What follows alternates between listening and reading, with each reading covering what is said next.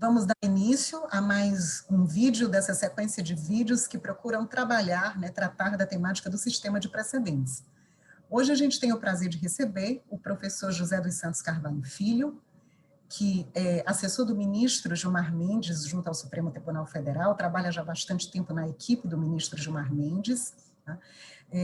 Professor Carvalho Filho tem mestrado exatamente na área da temática que nós vamos tratar hoje, que é a repercussão geral, tem obra publicada, tem livro publicado fruto dessa dissertação de mestrado, tratando da repercussão geral, dissertação de mestrado que teve como orientador exatamente o ministro Gilmar Mendes, o que fez com que eles pudessem aliar a pesquisa acadêmica ao exercício prático, à experiência prática na matéria.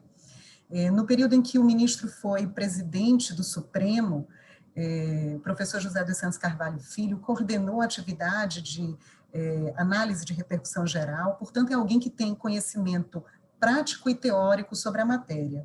Além de mestre, ele também é doutor e pós-doutor.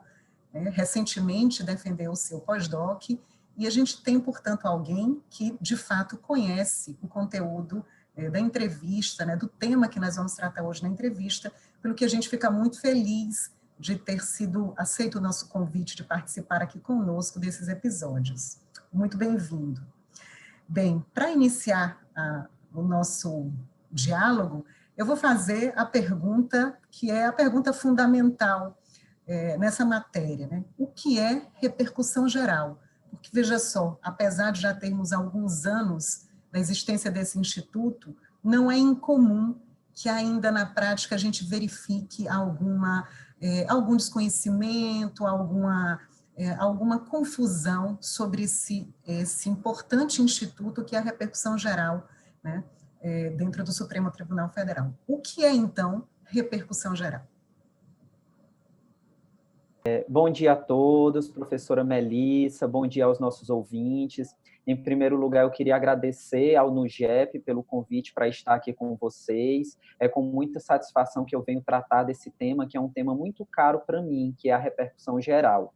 Bem, em relação à resposta da professora Melissa, o que é repercussão geral, nós podemos apresentar duas concepções. Uma concepção mais restrita do que é repercussão geral e uma concepção mais ampla. A concepção mais restrita, que talvez seja aquela que também é mais conhecida, é a que trata a repercussão geral como um requisito extra de admissibilidade de recursos extraordinários, que foi implementado no final do ano 2004 pela Emenda Constitucional 45 e que passou a exigir que os advogados, os jurisdicionados, na petição do recurso extraordinário, apresentem uma preliminar formal demonstrando a repercussão econômica, jurídica, política ou social da controvérsia que é tratado naquele recurso extraordinário. E isso passou a ser um requisito extra de admissibilidade dos recurso extraordinário. Essa é uma concepção mais restrita. Entretanto, a concepção ampla de repercussão geral, que na minha concepção também mais adequada, ela trata a repercussão geral como uma sistemática de racionalização de julgamentos de demandas repetitivas por meio da seleção de processos paradigmas. E como é que funciona, basicamente? Em vez de o Supremo Tribunal Federal julgar demandas múltiplas repetidas vezes, ele seleciona um tema paradigmático e fixa uma orientação a respeito daquele tema. E aí a orientação que é fixada, ela é replicada de maneira colaborativa pelos demais tribunais de justiça, TRF, Superior Tribunal de Justiça, TST, que vão reproduzir a orientação do Supremo Tribunal Federal por meio da declaração de prejuízo de recurso extraordinário, da inadmissibilidade de recurso extraordinário ou do juízo de retratação. Então, basicamente, eu acho que a gente pode definir a repercussão geral como essa sistemática de racionalização. A gente sai de uma análise individualista de processos e passa para uma análise de temas em que é fixada uma orientação geral a respeito daquela controvérsia. Excelente a forma de colocar, muito objetiva, e já nos dá a clara noção da relação existente entre repercussão geral e outros institutos muito caros para o país, né, para a jurisdição brasileira agora. E aí vai, então, a segunda pergunta, que eu já parto dessa resposta que veio da primeira, né? Considerando a segunda concepção que foi colocada, né, a segunda acepção do conceito de repercussão geral, eu indago sobre a relação da repercussão geral e o sistema de precedentes no Brasil. Qual a importância da repercussão geral para o sistema de precedentes brasileiro, né? Qual a relação que ela detém com esse sistema? Excelente pergunta, professora Melissa. Eu diria que a repercussão geral é o grande precursor do sistema de precedentes aqui no Brasil. Porque antes da repercussão geral, a gente tinha alguns antecedentes históricos que tentavam racionalizar os julgamentos, sobretudo em tribunais superiores. A gente tinha a transcendência nos recursos de revista para o Tribunal Superior do Trabalho, a gente tinha uma sistemática de racionalização nos juizados especiais federais, e essas sistemáticas, elas inspiraram o legislador a adotar um sistema de racionalização maior para tribunais superiores. E aí, com a emenda constitucional 45, foi instituída a repercussão geral, e quando veio a lei regulamentadora, lei 11.418, ao Código de Processo Civil de 1973, ele regulamentou a repercussão geral e regulamentou também os recursos repetitivos no âmbito do Superior Tribunal de Justiça. E essas foram as primeiras experiências, digamos, mais exitosas para estimular a adoção de um sistema de precedentes no Brasil. Falando especificamente do Supremo Tribunal Federal, antes da repercussão geral, quando a gente estava no auge da crise numérica decorrente do elevado número de processos em tramitação, a Corte estava recebendo mais de 110 mil processos por ano. Em 2 anos, 3 anos, a quantidade de processos anuais distribuídos reduziu para 40 e depois se estabilizou em cerca de 30 mil processos por ano. Então, percebam, era uma ascensão de mais de 110 mil e a gente reduziu para pouco mais de 30 mil processos. Por meio dessa sistemática de racionalização, por meio da seleção de processos paradigmáticos para fixar a orientação e ditar como os tribunais de justiça locais e os TRFs devem reproduzir essas orientações genéricas fixadas pelo Supremo Tribunal Federal.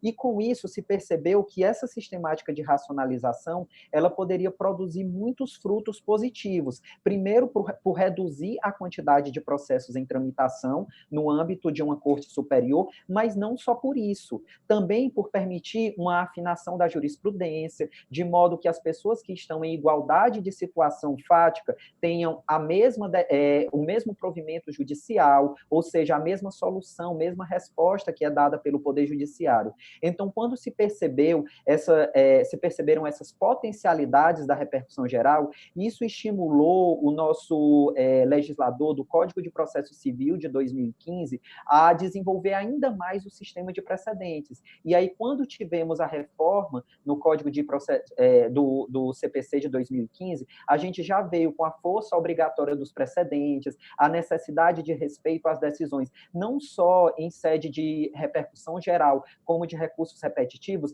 mas também de outras decisões paradigmáticas, súmulas vinculantes, até súmulas persuasivas também são consideradas precedentes. E, além disso, foram desenvolvidos, idealizados aí novos institutos a partir da experiência exitosa da repercussão geral, como são os IRDRs. A gente ainda está caminhando para estabelecer uma nova cultura de precedentes vinculantes, de precedentes obrigatórios, mas eu acho que já demos alguns passos, e a primeira experiência mais exitosa que tivemos aqui no Brasil foi a da repercussão geral e também a dos recursos repetitivos no âmbito do Superior Tribunal de Justiça. Muito bom. Aí, na sua resposta, a gente vê, eu vou ressaltar muita coisa importante na sua resposta, muitos elementos informadores da importância da repercussão geral, mas eu vou destacar uma coisa que é muito cara para a comunidade jurídica e principalmente para o jurisdicionado, né? É a segurança jurídica, a estabilidade que a repercussão geral causa, né? No que ela reduz o volume de processos no Supremo, o Supremo pode, inclusive, realizar com mais cuidado, com mais... Acho que a palavra cuidado não é nem a mais correta, porque cuidado o Supremo vem tendo há bastante tempo, sempre teve com com os seus resultados, mas vem se dedicando mais, né? Uma corte que recebe 100 mil processos é diferente de uma corte que recebe 4 mil processos, 30 mil processos. A gente vê em outros países números que são muito diferentes da Corte Suprema do nosso país, e a gente sabe que o papel do Supremo não é julgar em quantidade, mas julgar recursos por amostragem para que aquela posição se replique no sistema. Julgar menos para julgar melhor, se eu poderia assim dizer, não sei se você concorda comigo, mas julgar menos para julgar melhor, para julgar com mais tempo, com mais qualidade, se debruçando sobre essas questões sem a preocupação de que existem milhares de outros processos idênticos no aguardo, né? E uma outra palavra que foi colocada aí, que é a questão da isonomia processual, outra expressão. A isonomia processual, as pessoas terem resultados idênticos para situações idênticas, e a gente acabar com a jurisprudência lotérica, né? Os tribunais superiores têm essa missão de fixar os entendimentos, de jogar luzes sobre a jurisdição brasileira. Então, eu agradeço imensamente a sua resposta, porque ela veio de uma forma muito completa, né, trazendo todos os elementos que ligam a repercussão geral, esse instituto importantíssimo para a jurisdição brasileira, que ligam esse instituto ao sistema de precedentes, né, mostrando até a origem, né, da inspiração e do pensamento do legislador, criador do CPC de 2015. Agradeço muito a sua participação. Gostaria de tê-la em outra ocasião, em outros momentos, ter a sua rica colaboração, alguém que conhece, se dedica à pesquisa e tem experiência prática sobre o tema, né? Então, com essas palavras, a gente encerra esse episódio, esperando outros que possam esclarecer sobre o sistema de precedentes brasileiro.